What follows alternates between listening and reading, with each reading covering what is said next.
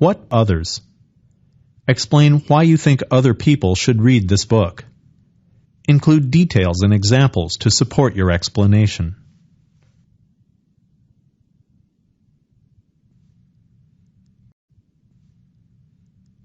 Some people have a few favorite. Others are always trying new dishes and styles of cooking. Which do you prefer and why? Include details and examples in your explanation.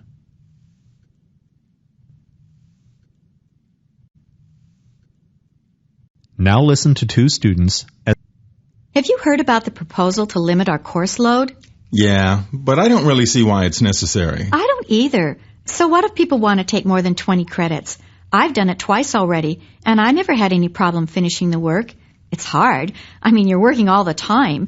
But if you manage your time well, you can do it. It's not something I'd want to do, but I can see your point. Actually, this proposal is kind of a problem for me because I need only 21 more credits to graduate. I was hoping to graduate this spring. If I'm only allowed to take 20 credits, that makes it impossible for me to graduate. I'd have to go to summer school. Oh, that's too bad. And if I take a class this summer, that's more tuition I have to pay. I don't want to ask my family for any more money. So this new policy causes a financial problem. For me. I think I'll go hear the dean speak, but I also have some tough questions to ask her. The woman expresses her opinion about the proposal.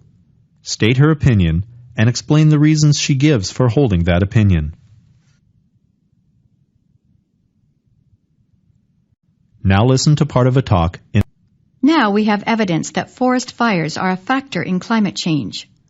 Forest fires send chemicals into the air, and these chemicals might affect atmospheric chemistry in a manner similar to, and on the same scale as, the effect of chemicals from volcanic eruptions.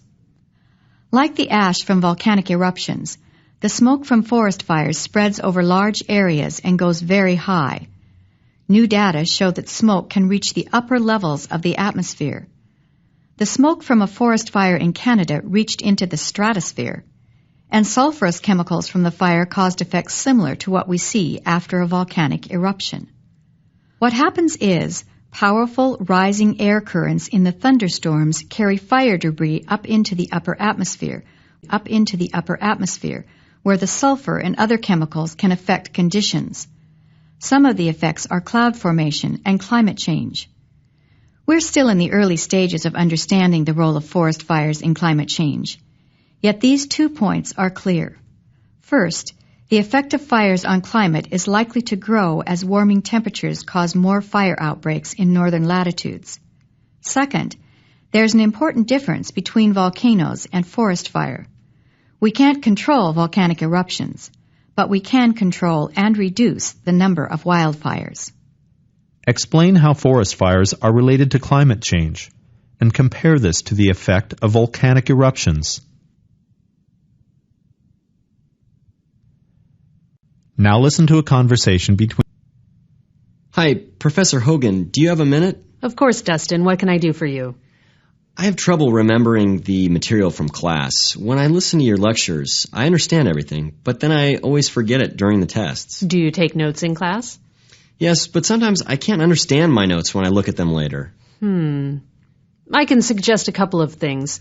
First, you should review your lecture notes as soon as possible after class when the material is still fresh in your mind. Our class ends at noon. If you can, look over your notes while you're eating lunch.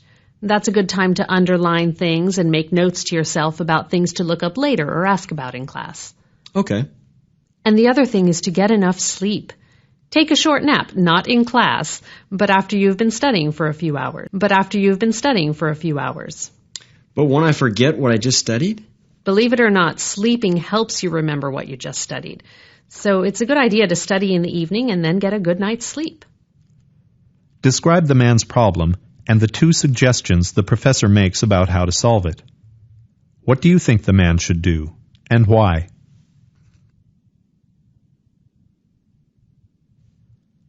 Now listen to part of a lecture in a Manufacturers choose different ways to present their goods for sale.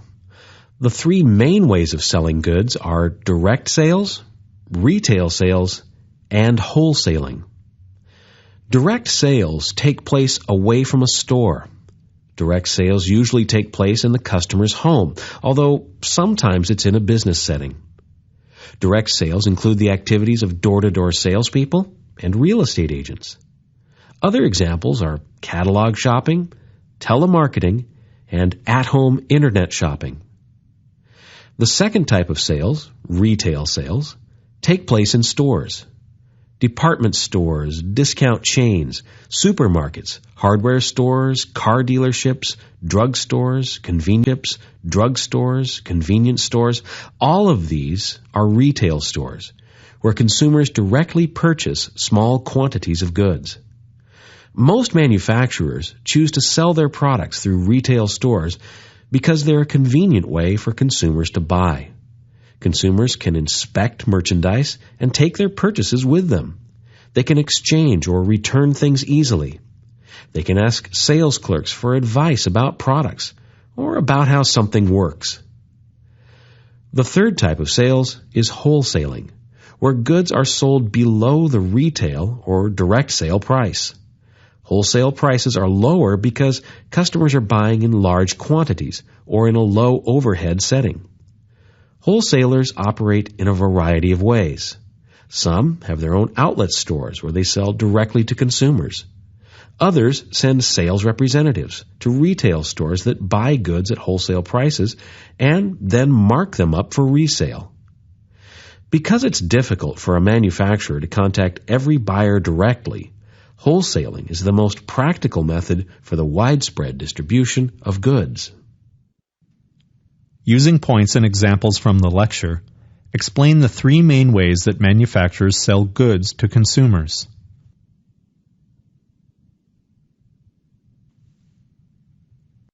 What is the best gift you have? Describe this gift and explain its importance to you.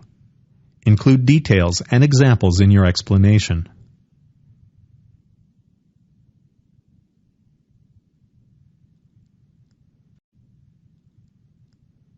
Some students like to study time.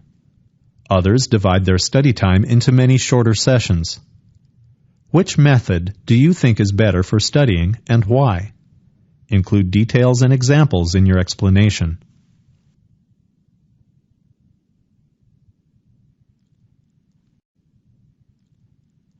Now listen to a college counselor students about scholarship applications. If an essay is required for your scholarship application, start writing it far in advance of the deadline. You'll go crazy if you wait until the last minute to write different essays for each scholarship you apply for. If an essay is not required, write one anyway and attach it to your application.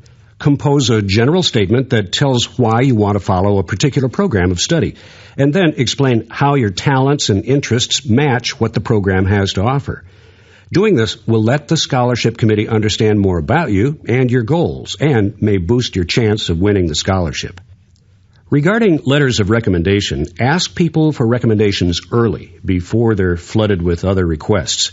Ask teachers, counselors, and employers who know you as an individual. This personal touch will help the writers create a more complete picture of you. If recommendations are not required, get one or two anyway. They might be useful for future applications. The counselor expresses his views on scholarship applications. State his views and explain the reasons he gives for holding them. Now listen to part of a talk on us. One fascinating thing about crowd behavior is how a crowd ends up isn't always clear at the beginning. Crowds have what's known as an emergent quality, the possibility of several different outcomes emerging from the situation. For example, the crowd could just break up, or it could turn angry, or the police could break it up, or it could become a riot. An expressive crowd shows strong emotions, and these feelings can be either positive or negative. You've probably been at events, for example, when the musicians at a concert were drowned in cheers, or on the other hand, maybe they were booed off stage. This sort of thing is an emergent quality. And maybe you've been in crowds where emotions got out of hand and everyone stormed the stage or tore down the goalposts. When this happens, the crowd becomes out of control. But not all expressive crowds are out of control. Some are organized into demonstrations for or against a specific goal. Demonstrations usually have their own rules of behavior, such as marching and chanting, although they too can become unpredictable. That's their emergent aspect. Some elements of crowd behavior that lead to emergent possibilities include a lack of certainty about what to do next and the spread of a feeling that something should be done. This leads to a particular mood based on that uncertainty and, finally, to a breaking of the rules. Describe the emergent quality of crowd behavior and explain why some crowds behave in certain ways. Now listen to a conversation. Hi, Molly. How are you? I was afraid you'd ask. Things couldn't be much worse. Dr. Carter just gave me about 40 student papers to grade, and she wants them all done by the end of this week. And I also have to write my term paper for biology by Friday, and I have a big test in another class. I don't see how I can get it all done. If I finish grading all the papers, I'll never have time to do my own work. Wow. You'd better ask Dr. Carter for more time to grade the papers. I could, I suppose. But she said she really needs these papers done. Oh, well, why don't you talk to your biology professor and ask for more time to write your paper? Professors understand. They know how overworked we are. I already know what he'll say. No late papers. He's very strict about that. Well, then just try your best to get it all done. If I were you, I'd grade the student papers first. Set a time limit for each one, and don't spend any more time than that. I wish you luck. Thanks. It looks like I won't be getting much sleep this week. Describe the woman's situation and the suggestions the man makes about how to manage it. What do you think the woman should do, and why?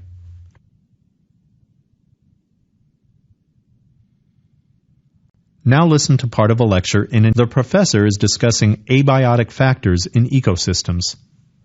Ecosystems are made up of both living and non-living components. The non-living, or abiotic components of ecosystems include various physical factors such as sunlight, rainfall, temperature, and wind, as well as chemical nutrients in the water, rocks, and soil that living things need to survive.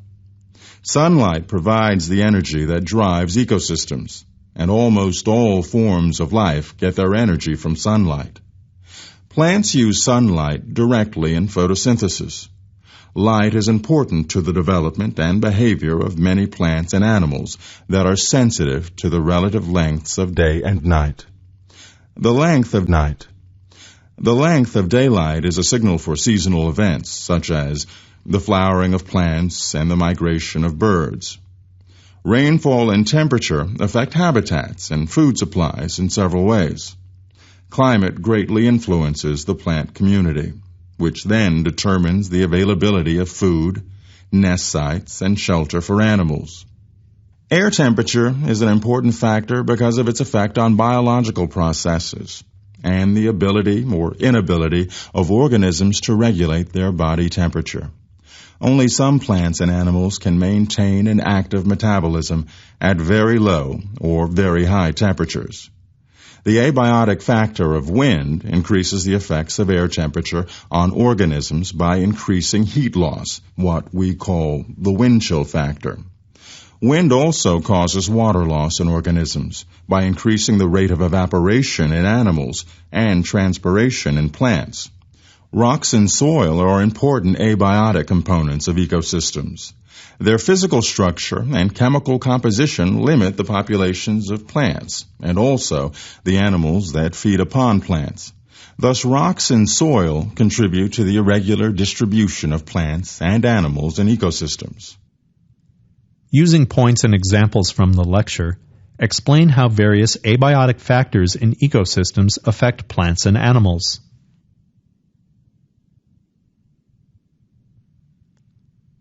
Now listen to part of a lecture on the thing that really concerns water resource analysts is how much water agriculture uses. Agriculture uses a lot of water, more than all other water-using sectors of society. one of our greatest concerns is the very high use of water by irrigation. This is because, in most cases, the water used for irrigation can't be used afterward for other purposes, such as water supply for homes or industry. Some forms of irrigation use water more efficiently than others. The efficiency of water use varies by region, crop, agricultural practice, and technology. The least efficient types of irrigation are the surface methods. Your reading really didn't go into this, but think of how much water it takes for a traditional surface method like field flooding. It takes a lot of water to flood a field. The water collects into ponds or basins, but then most of it either evaporates into the air or passes down through the soil into groundwater. This means that in lots of places, less than half of all the water applied to a field is actually used by the crop. The rest is lost to evaporation or to groundwater. All of the flooding methods generally waste a lot of water that could otherwise be used for other purposes. Fortunately, there are several irrigation technologies that are more efficient than the poorly controlled and highly wasteful flooding methods. They range from sprinkler systems to drip irrigation. In sprinkler systems, water is sprayed over crops, and this provides an even distribution of water. New precision sprinkler technologies have greatly improved our ability to deliver water exactly when and where it's needed. However, sprinkler systems are also a form of surface irrigation, and just as in other surface methods, some of the water is still lost to evaporation. Summarize the points made in the lecture, explaining how they cast doubt on points made in the reading.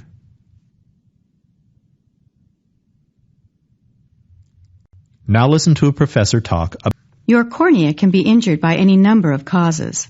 If something hits you in the face, like a ball, a fist, or the dashboard of your car during a traffic accident, your cornea can be injured, and so can the other sensitive tissues around your eye. Any flying debris can be a cause of corneal injury. If you're working with a table saw or any other machine that creates flying debris, one or more small pieces could fly into your eye. Another cause is getting certain chemicals in the eye. A lot of chemicals, like ammonia or chlorine, can injure corneas. So can ill-fitted or poorly cleaned contact lenses. Even ordinary dust can scratch your cornea if you rub your eye when there's dust in it.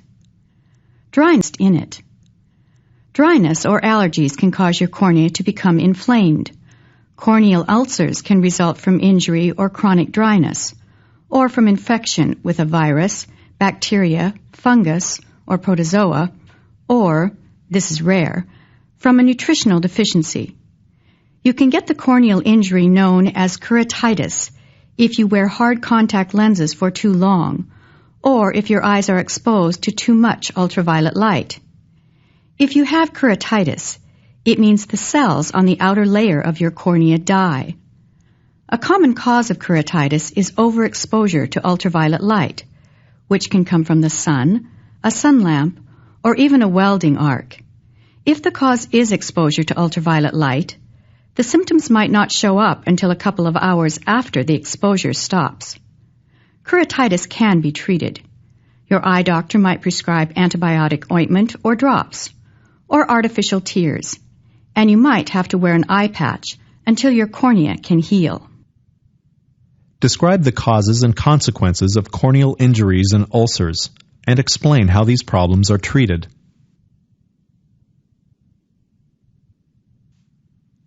Now listen to an urban forester. One of my clients has a silver maple in the front yard. The tree is diseased and hazardous because it was the innocent victim of tree topping. Topping, the cutting off the top and ends of major branches, usually creates more problems than it solves. My client's silver maple was first topped about 15 years ago and then again a few years back. Because of the bad pruning it received in the past, the tree now has 7 gangly 300-pound limbs. The big limbs stretch out over the house and the driveway, and any one of them could crush a car. This tree is dangerous and has to be removed. This tree should have one main trunk with 3 or 4 sturdy main branches. Instead, it has 7 weak limbs. It should have been left alone to grow with an occasional light pruning, not the chainsaw topping it got. In most cases, tree topping is done because people just don't know any better. They don't understand pruning. They think that cutting off the big branches at the ends will solve their problems. Instead, it causes new problems and hurts the tree. How does topping hurt trees? Well, first of all, topping won't keep a tree small. The growth rate of a tree speeds up once it's topped, and within a few years, the tree is close to its original size. Second, topping is very stressful for the tree. The tree is more likely to be infected by diseases and insects. Topping removes too many of the leaves, which are the tree's food factories, and so large-scale removal of leaves will starve the tree. Also, trees that are badly pruned can become a hazard, like my client's silver maple.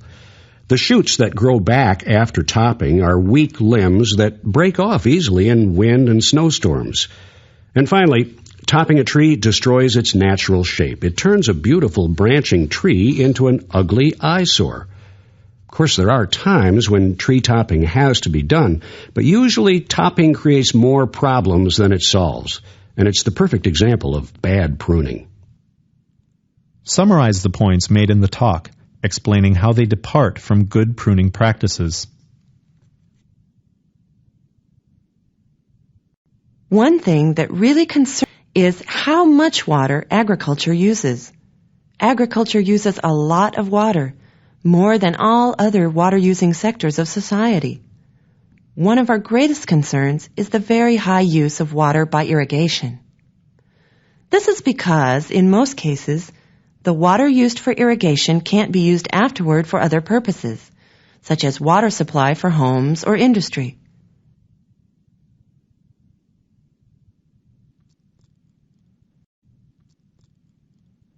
Now listen to part of a lecture on The international style dominated commercial architecture for most of the 20th century. The international style was the style of the modern city. We can see the results in New York City today. Most of New York's skyline is made up of tall, straight, severe, glass and steel towers.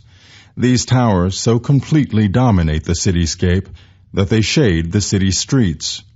A person walking on the street is completely overpowered. Strict simplicity is the defining feature of the international style.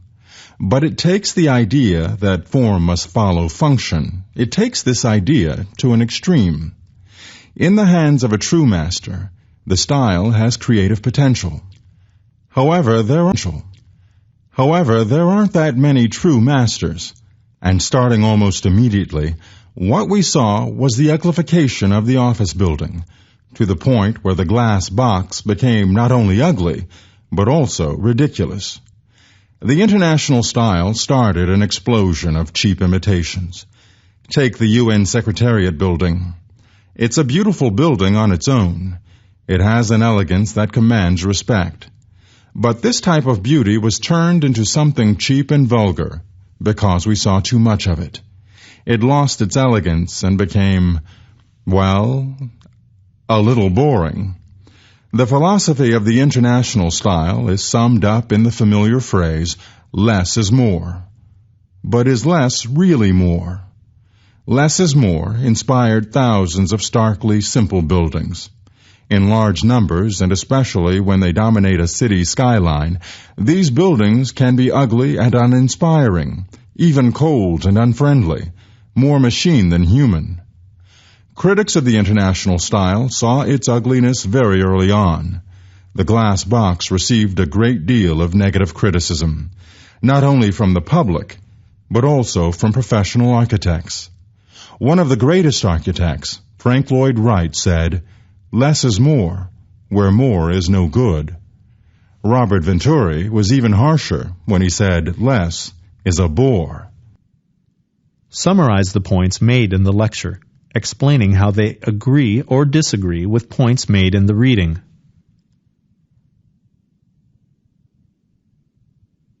Now listen to a geology professor. The first use of geothermal energy in North America probably took place more than 10,000 years ago. This is when Aboriginal peoples settled around mineral hot springs. The hot springs served as a source of warmth, also cleansing and healing. Hot springs were so important to Aboriginal North Americans that they were considered neutral zones, places where members of warring tribes could bathe together in peace. In European history, people also valued hot springs for their healing powers. For example, the Romans used geothermal water to treat eye and skin disease, and also to heat buildings at Pompeii. Today, humans benefit in a much different way from this important natural resource. Ever since the world's first geothermal generated electricity was produced in Italy in 1904, we've tapped geothermal heat as a power source. Geothermal heat can generate electricity without the harmful fossil fuel emissions that cause pollution and climate change. In geothermal power plants, the physical force that spins turbine blades is steam, heat, or hot water from within the earth. Another use of geothermal energy today is direct use of hot water. Direct use involves taking heated water without a heat pump or power plant and using it for industrial processes, or to heat buildings and greenhouses, or to supply heated mineral water for health resorts. The concentration of geothermal energy has to be very high in order to make heat extraction economical for a nation. Geothermal sites around the world aren't all equal in their power potential. The best places for developing geothermal energy systems are regions that are volcanically active, like places around the Pacific Rim and in certain parts of Europe. For example, Iceland is a geologic hotspot where geothermal energy is used to heat almost every home in the nation. Describe past and present uses of geothermal energy and explain why some regions have better potential than others for developing geothermal systems.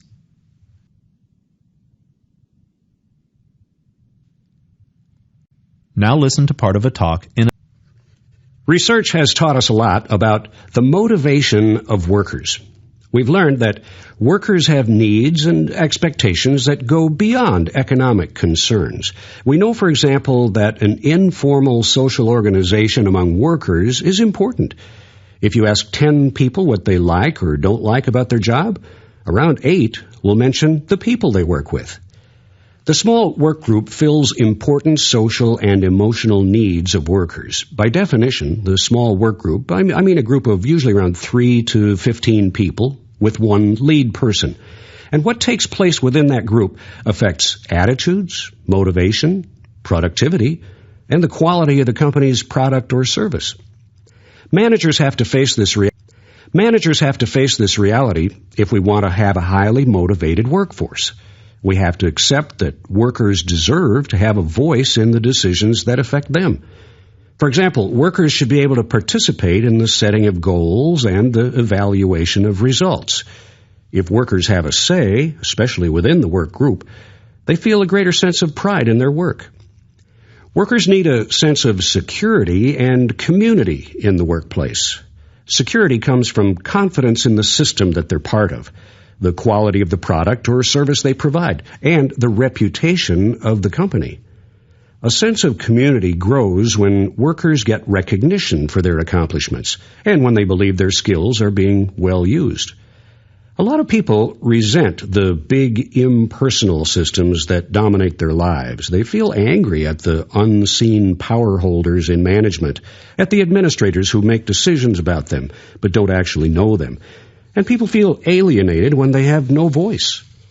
Anything that managers can do to help workers feel they have some control over what happens during the workday, anything to promote worker satisfaction, will be good for the company.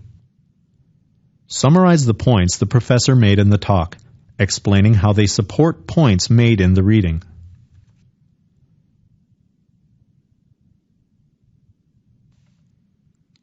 Now listen to part of a lecture on this. Today, phrenology is no longer thought of as a real science. We can easily see the mistakes in Gall's doctrine. We know, for example, that the sheer size of the brain has no clear connection to an individual's intellect. In fact, people with very small brains have achieved great success, just as people with very large brains are sometimes mentally retarded. Moreover, we've come to understand that the size and shape of the skull isn't a precise measure of the function of the human brain. But even though we can see the flaws in Gall's claims, we shouldn't dismiss his ideas completely. After all, Gall was among the first modern scientists to state that different parts of the brain control different functions. The fact that we still don't know the specific relationship between size, shape, and function of the brain doesn't mean we won't ever be able to figure it out. Other scientists have demonstrated a clear relationship between specific types of brain injury and specific mental impairments. One showed that damage to a certain area in the left side of the brain causes a person to lose the ability to speak. Others showed that one kind of injury affects reading ability, while another kind of injury affects the person's ability to name things or to repeat words and phrases. So, we can see that Gall was wrong about the shape of human skulls, but right about the fact that different parts of the brain serve distinct functions.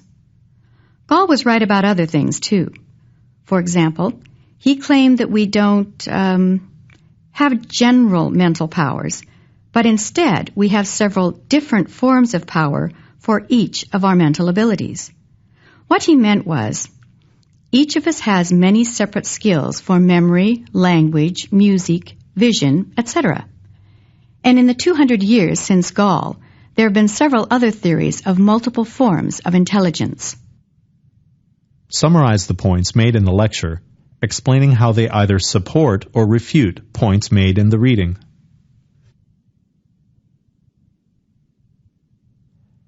Now listen to part of a talk on this. George Méliès invented several techniques that have now become basics of filmmaking. One of these is the special effect of stop-action photography. Méliès discovered stop-action almost by accident. He bought a camera and started filming everything in sight. Crowds, traffic, fire engines, anything that moved. One day, while he was filming a truck moving down the street, his camera jammed. By the time he got the camera working again, there was a hearse where the truck had been before. Later, when he watched the film, what he saw was a truck turning magically into a hearse. So it was by chance, a camera jamming, that he invented stop-action. Another technique Méliès introduced was animation, which we can see in his most famous film, A Trip to the Moon. In the animated sequence, we see the moon in the distance and a spaceship moving toward it. As the spaceship moves closer, the moon becomes larger and larger until it's giant-sized. The moon gradually takes on the shape of a living, grotesque, smiling face. Suddenly, the spaceship lands in one of the moon's eyes. The animated face frowns and grimaces, and then huge tears flow from the eye. It's really an amazing sequence, especially when you realize it was made over 100 years ago. Méliès realized very early on that films were stories told in scenes, and scenes could be staged for the camera with the aid of painted scenery and elaborately designed costumes. One of his most important contributions was to extend the length of films to tell a story. Before this, a film was a single shot, complete in itself, and usually ran for only a minute or less. But Méliès put several scenes together into a single story for the first time in 1899, in Cinderella. The various scenes in Cinderella were linked by dissolves, a technique where one scene fades out while the next scene appears behind it and grows clearer as the first one disappears. This technique is also called overlap-dissolve, because one scene overlaps another. Summarize the points made in the talk, explaining how they illustrate points made in the reading.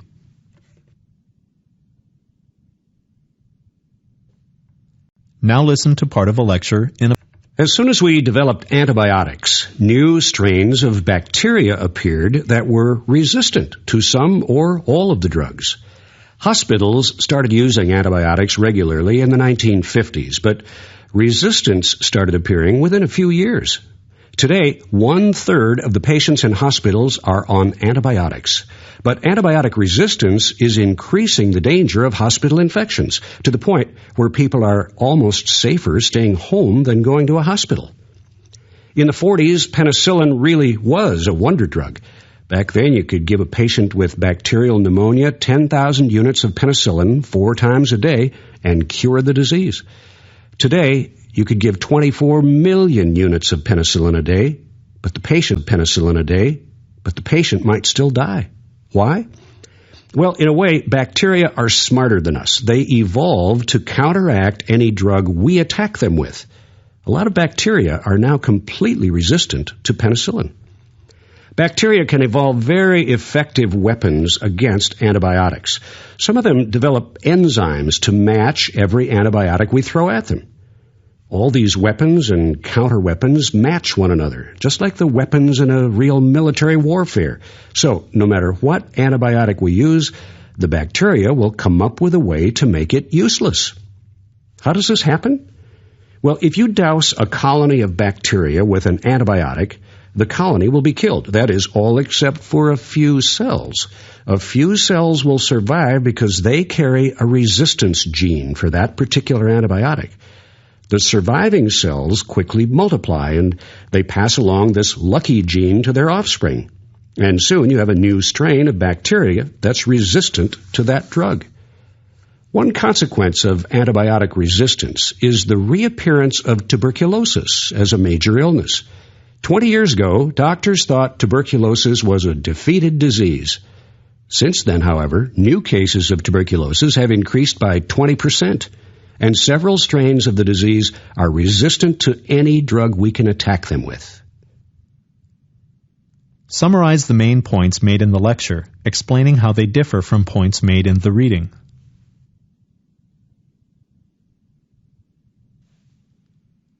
Now listen to a psychology professor.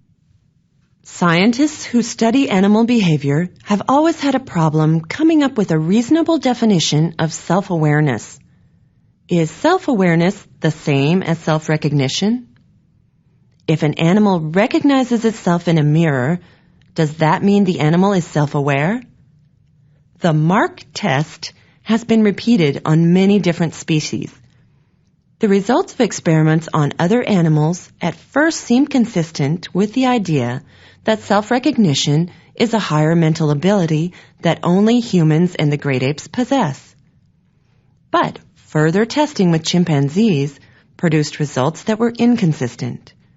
For example, one study with 11 chimpanzees found only one who touched the mark during the test. Why were those results so different from others that showed a high rate of chimps touching the mark? There are some basic problems in interpreting the results of all these experiments. One is that chimpanzees perform these very same behaviors routinely, whether there's a mirror there or not. All chimpanzees touch their heads and faces a lot. In the experiment with the 11 chimpanzees, one chimp rubbed his head while coming out of the sleeping drug. He rubbed the mark off even before he had the chance to see it in the mirror, thus confounding the test results and making it impossible to conclude anything. Another problem is that some of the behaviors we call self-aware are also social responses that chimpanzees show in the presence of other chimpanzees. Self-grooming in many primates is a social behavior. For example, when monkeys are put in a cage with a mirror along one wall, they show an increase in the amount of self-grooming. But so do monkeys in a cage next to another of the same species, when they can see the other monkey through a window. So, what does this mean? It means that we can't always tell from an animal's behavior whether the animal is reacting in a self-aware manner to a mirror image as an image of itself, or whether it's reacting socially to the image as that of another animal. Summarize the points made in the talk, explaining how they cast doubt on points made in the reading.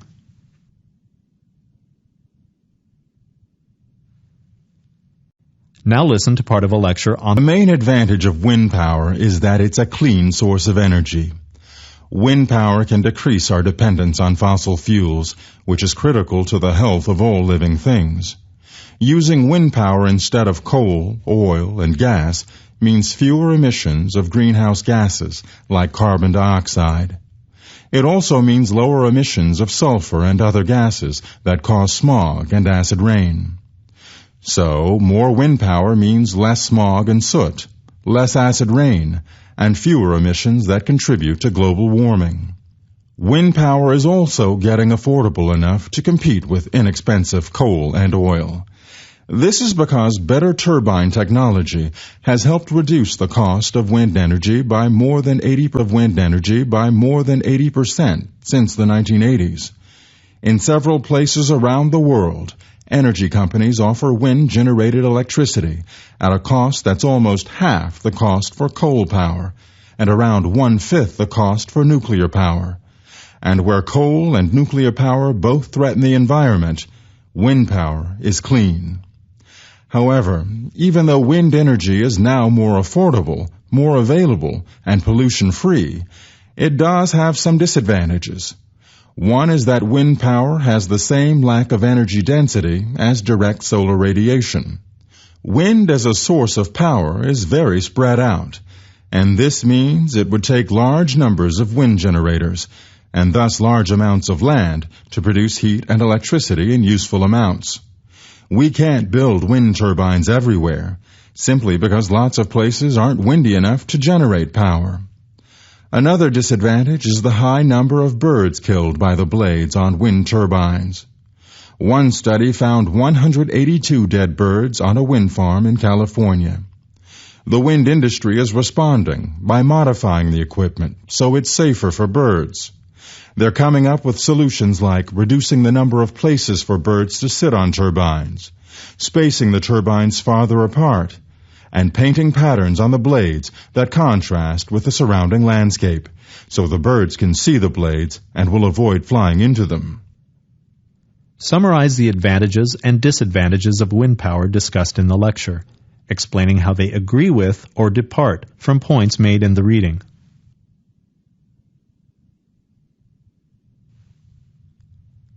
Now listen to part of a lecture given. The gloomy theory of Thomas Malthus caused economics to be called the dismal science. Malthus said that food production can't keep up with the growth of population. He predicted that the amount of food per person would decline as population increased. But the statistics of economic history reveal that Malthus was dead wrong. Just as he was making his prediction of gloom and doom, the countries of Europe and North America were beginning their century and a half of tremendous growth in real wages, life expectancies, and living standards. Malthus said that as population keeps doubling, it's like the globe keeps shrinking to half its size, until finally it shrinks so much that food production falls below the level necessary for life. There are several flaws in this theory. One problem is that, despite his careful use of statistics, Malthus left out important factors. For example, he never predicted the advances in technology during the Industrial Revolution. In the century after Malthus, new technology increased food production tremendously in Europe and North America. This rapid change allowed food output to far exceed population growth, and this led to an increase in real wages and a higher standard of living. And Malthus didn't predict that, in most Western nations, living standards and real wages would grow most rapidly just at the same time that population growth began to decline. Most economists today disagree with the Malthusian idea that population would shoot up quickly if the negative checks of disease, famine, and war declined. The history of developed countries proved Malthus was wrong.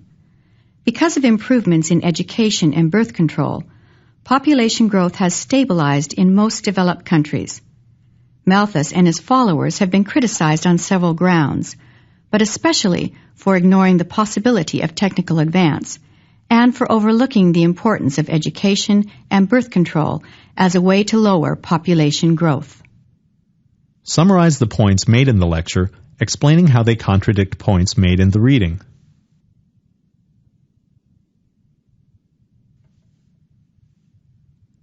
Now listen to a photography instruction. Since the pictorial awards are usually the most desired in the photography contest, I thought I'd say a word about composition. A pictorial photograph is one with a successful composition. You can have the most interesting subject in the world, but unless the subject is well composed, it won't have the impact of good composition.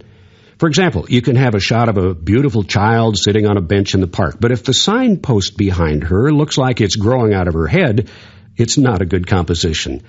Let's go over the elements of composition. First, balance. Remember that a photograph is balanced if it has similar amounts of light and dark areas, or if one interesting detail balances another. Another important element is placement. The location of the main focal point of the picture. The best placement is generally not right in the center of the frame. Instead, the 4 points just above and below, both to the right and left of center. These are the strongest choices for the main point of interest. Color is important to composition. Generally, warm colors are stronger than cool colors. A small amount of red, a warm color, will balance a larger area of green or blue, which are cool colors. Finally, concerning detail. Remember that a few bold masses balancing each other are more satisfying than a large number of details spread evenly throughout the composition. Now, I ask you to imagine this scene. A white house stands on a cliff. A few seabirds soar in a vast blue sky overhead. A few clouds float high on the left. A tiny wave breaks at the bottom of the cliff down in the right corner. All objects of the composition. The house, the cliff, the sky, the clouds, the birds, the waves, and the spaces between the objects all combine to create a mood. The composition is balanced and complete. You can see that everything in the photograph is an essential part of the composition. This is a pictorial photograph. Summarize the points made by the instructor, explaining how they illustrate points made in the reading.